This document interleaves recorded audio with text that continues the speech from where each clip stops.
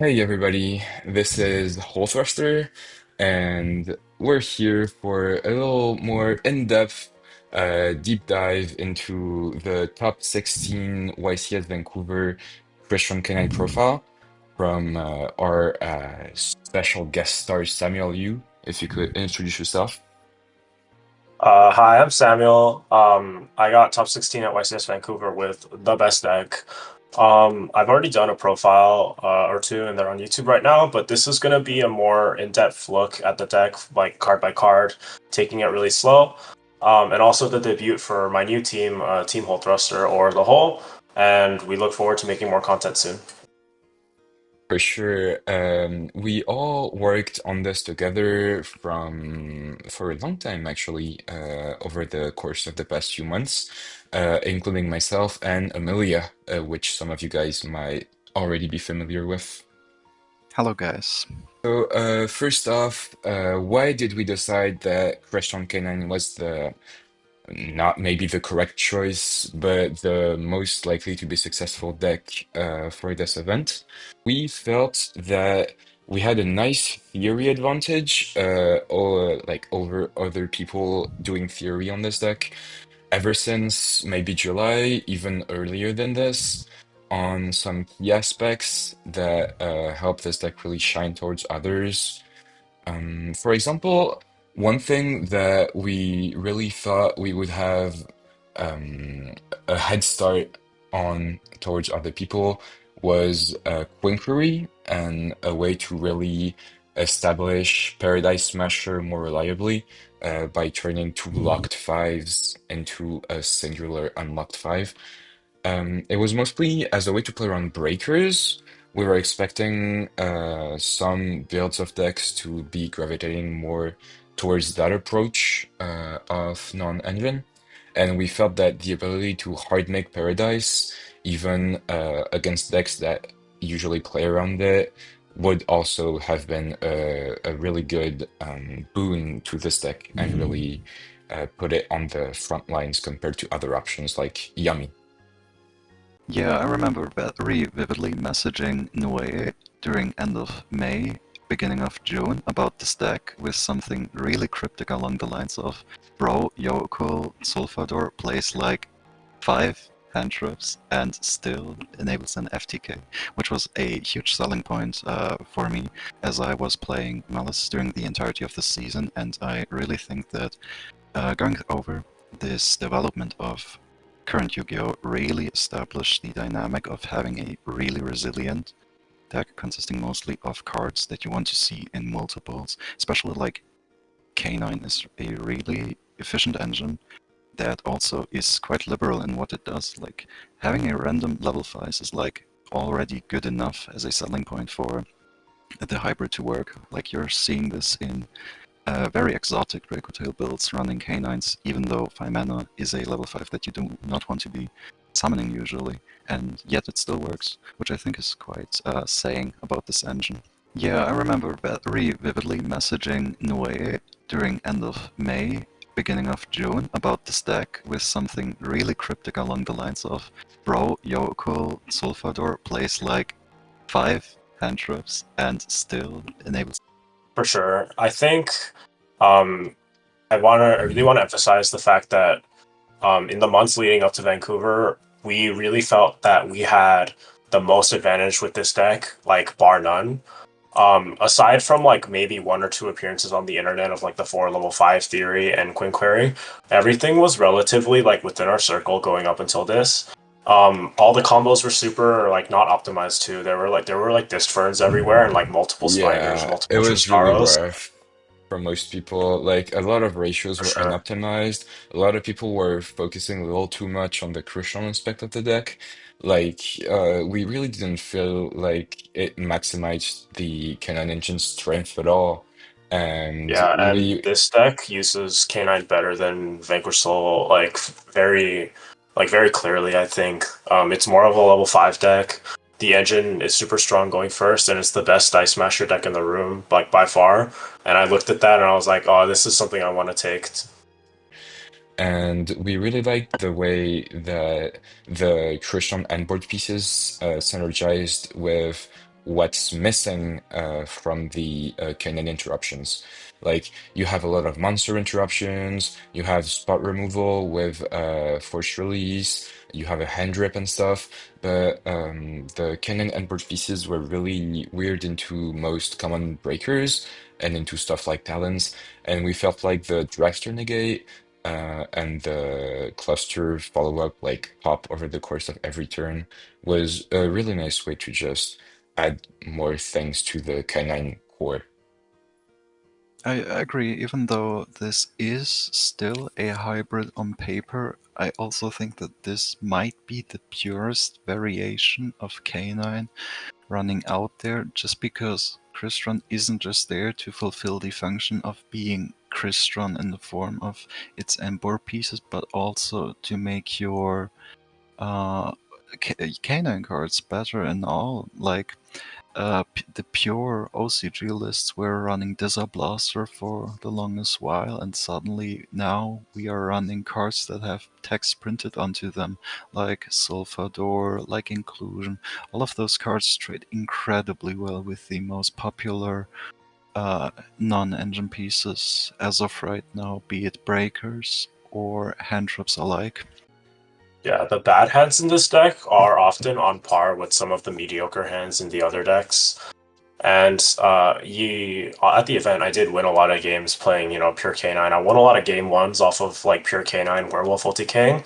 So my opponent had no idea how to side against me. Often, sideboarding in their vanquish soul hate, like back row hate, and then they would go into a game kind of, unprepared, like games 2 and 3, kind of unprepared.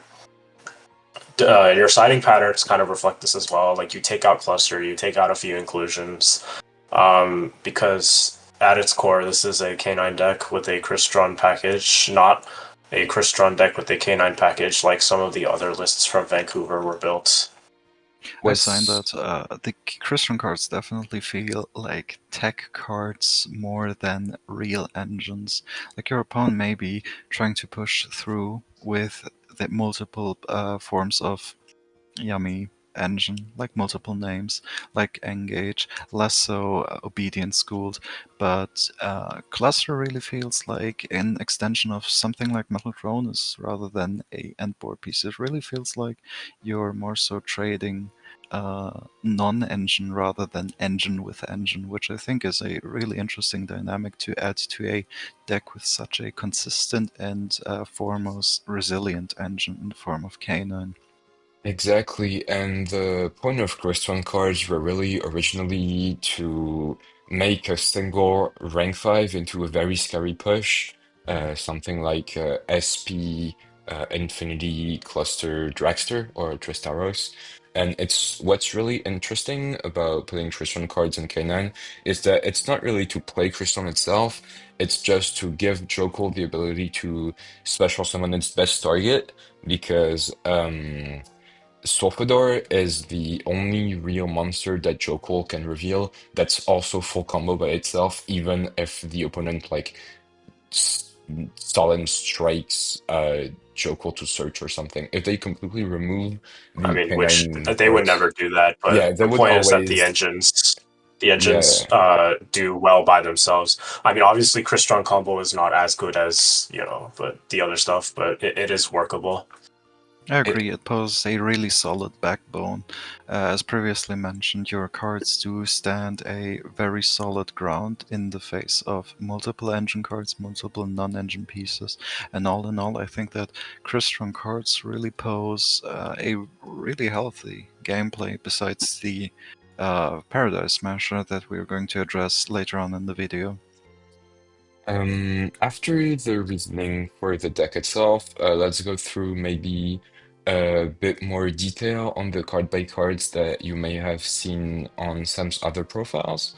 So we won't go over the basics again because this is mostly in-depth stuff, and if you want to go even further beyond, you can hold on a little and check out a Metafy coming soon. But let's go into the specifics of mostly ratios, main to sides, and why we played the ratios that we decided to play. The first thing you might have noticed, this is we noticed also that it's something that we really did in Vancouver as a whole is only maining two copies of K9 Izuna.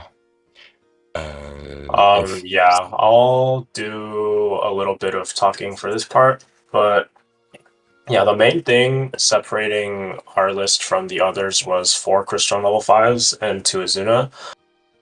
So going into the weekends, Yummy was getting a lot of hype. I think the most hype out of like the most hype out of every deck in the room. And we tailored our non-engine for this. It's like three ogre in main, and then the nibs as well to be like an excellent complement to our other stuff.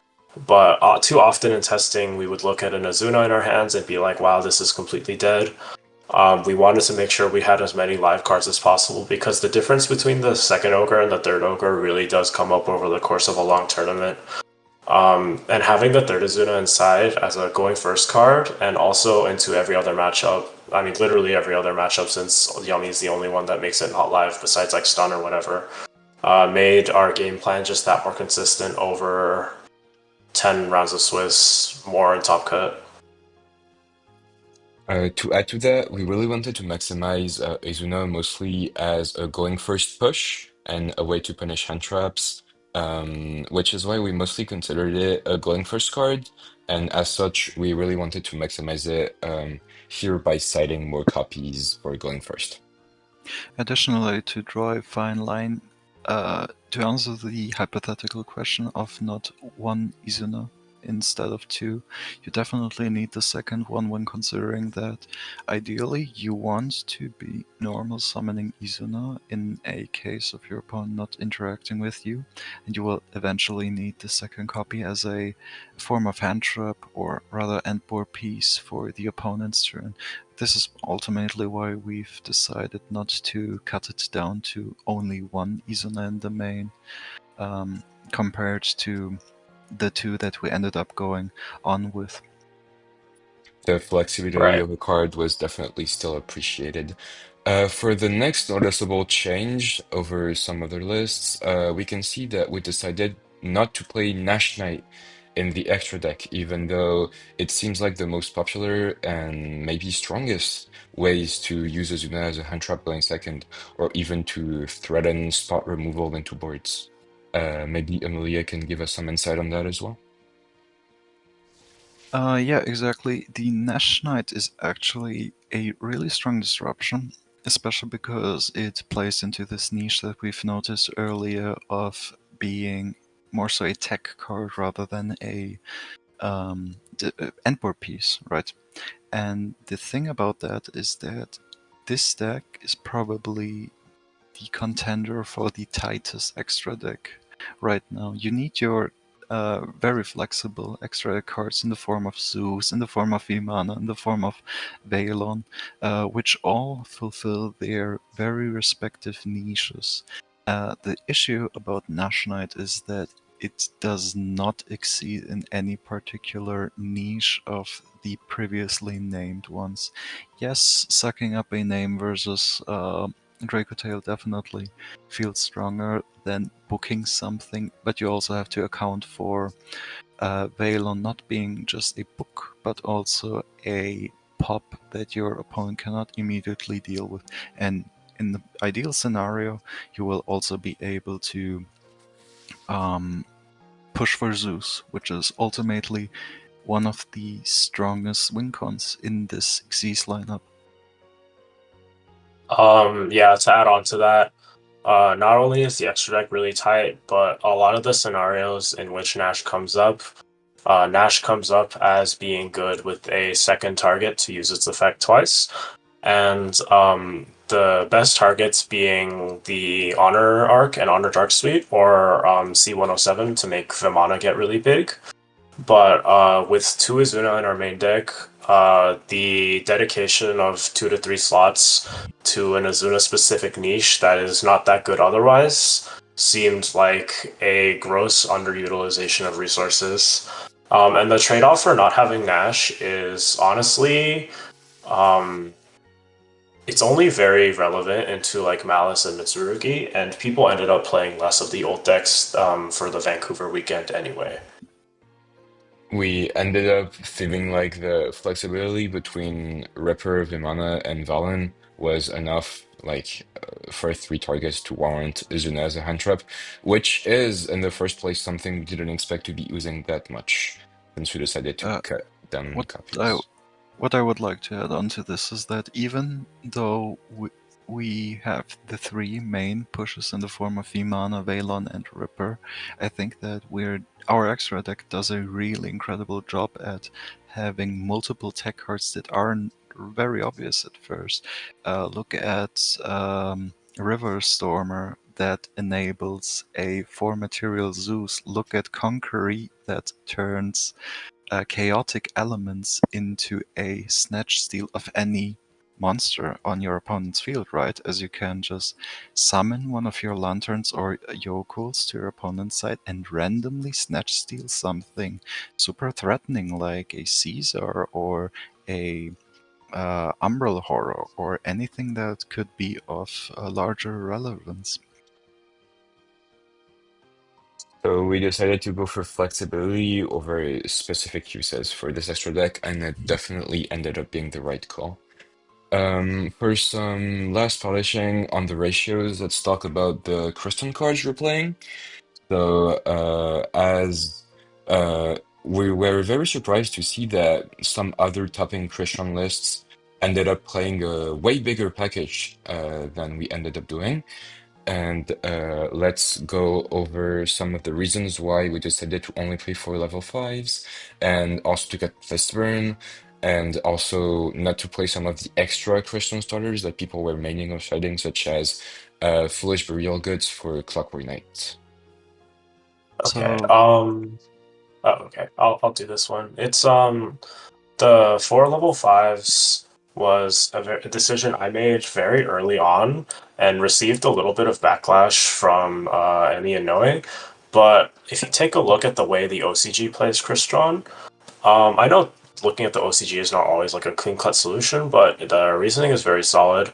Sulfafnir on its own is obviously not do anything, and the big majority of the Sulfafnir 2 card combos, look at Smyger, Inclusion, Tristaro, Sulfador, lose to one Ash Blossom and one Imperm early on. Like I think the only real one that you would like to get away with is like Smyger plus Fafnir, and that is 2 1-0s. So it just does not make sense for me to play more than one of this card when it's not a necessity at all to do my combo, and I don't want to see it. And Cluster being able to put it back so that I can make Infinity Dragster even with my 4 level 5s means that I think there's no reason to play it. And on the topic of this turn, um, it is true that K9 bridges into Crystron easier than Crystron bridges into K9, but the engine is already very efficient, and we wanted to keep this sort of acceptable range of non-engine.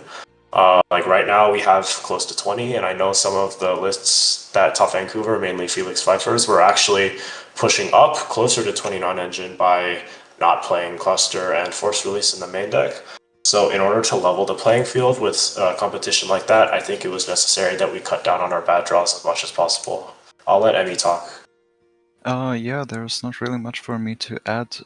The efficiency from this Crystron engine comes from being very compact. Like all your cards access other cards, and ultimately playing the weird ones in multiples doesn't make a whole lot of sense. Like Smyger is good enough to add your tech cards being adds off of fives, being cluster in the form of disruption, being Tristolos in some weird scenarios via inclusion. So playing any more than just the minimal amount does not seem very sound to me, as you're at the end of the day just playing them to increase ceiling and consistency, and other than that they're not really amazing cards individually. Well, on the topic of ratios, though, we considered we decided to do three elements, two case. This was originally only three elements, one case, because we felt like elements flexibility with the graveyard effect ended up being a little bit better. And a case into detonator was also kind of a problem.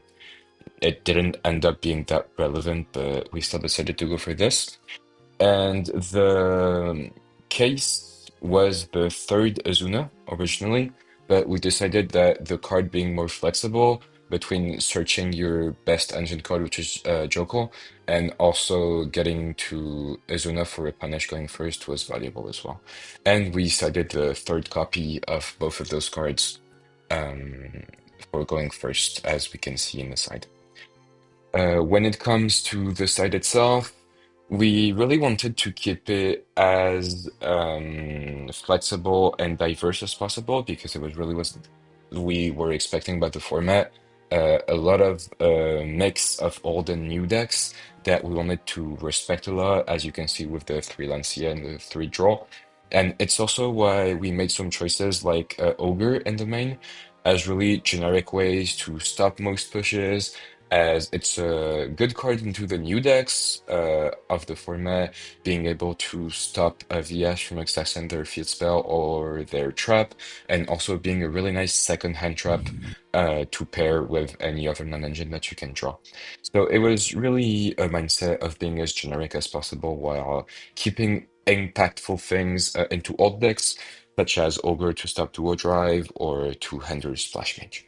I hope that this was a satisfactory, more in-depth look at the list because sometimes in a deck profile that you record at the venue, you're tired, you're pressed for time, you want to catch your flight home. But this was a very close look at the three minds behind the list because most, if not all, successful lists are a team effort. So I'm very glad that we could work on this together, and you guys could meet the minds in the team whole thruster. So in the near future, we'll have more content uploaded, possibly on a Metafy that you guys, if you guys are interested in that, you guys should let me know on social media. And with that, I hope you enjoyed the video.